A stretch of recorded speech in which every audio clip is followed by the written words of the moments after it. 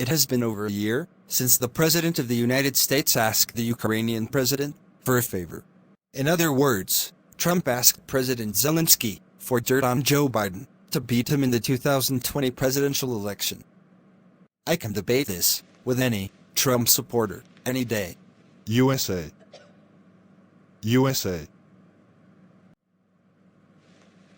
In December, the House of Representatives tried to seek the evidence to support or vindicate the notion that President Trump asked for help in beating Joe Biden in the 2020 election. Instead, President Trump blocked all witnesses and evidence using executive privilege and forcing the House to go through the courts, which of course won't be decided till the election is over with. The House impeached only on party lines, meaning the Democrats controlled the majority of the House, so they impeached without one Republican vote. And since the Republicans control the Senate, they refused to have witnesses or evidence, making it easy for them not to remove the president from office. And when President Trump signed the trade deal with President Xi of China on January 15th,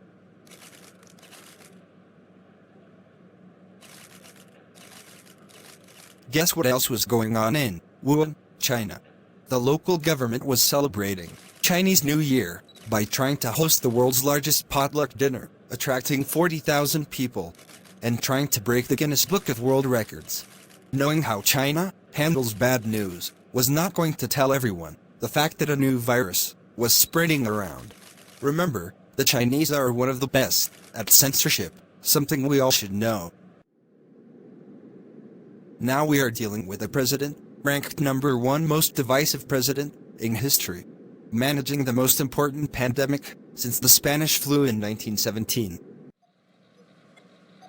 This also proves that money is more important than health, or money is more important than the people. And although 1/3 of the population can get seriously ill when infected by coronavirus, Trump and his base can now show you how much they really care about science. But the COVID-19 virus is not the main thing I am here to talk about, because the virus is not the main problem. A president who brags about the biggest military in the world, which was the biggest before he was president, also have the best intelligence in the world to let him know that a pandemic was going to be globally serious. Am I right? This is the same president who cannot manage this crisis. Why? Because he does not know how to manage this crisis, period. He is just a greedy boss. He can't figure this out with just loyal staff and acting titles. In other words, Trump could have more resources instead of personnel with titles, acting this and acting that.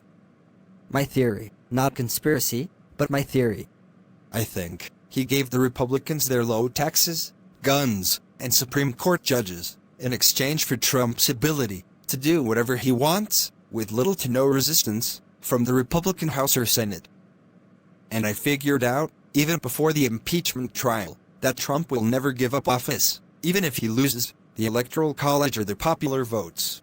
Trump is not giving up the presidency because he has the freedom to cheat, to win the election, with the help of Russian influence, of course in the God's blessing. Back to facts. The best way to explain why President Trump should not win another term is to answer key questions you never thought about. How Trump is beating the hell out of the media and trust. Oh yay. Anderson Cooper was voted one of the most trusted journalists. This was before Trump got into the 2016 campaign.